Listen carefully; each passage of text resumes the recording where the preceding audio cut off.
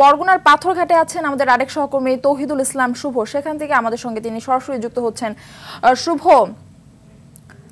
শুভ, পাথরঘাটের কি অবস্থা দেখছেন এবং ঘূর্ণিঝড় রেমালের প্রভাবে এখন পর্যন্ত সেখানে কতটুকু পড়েছে?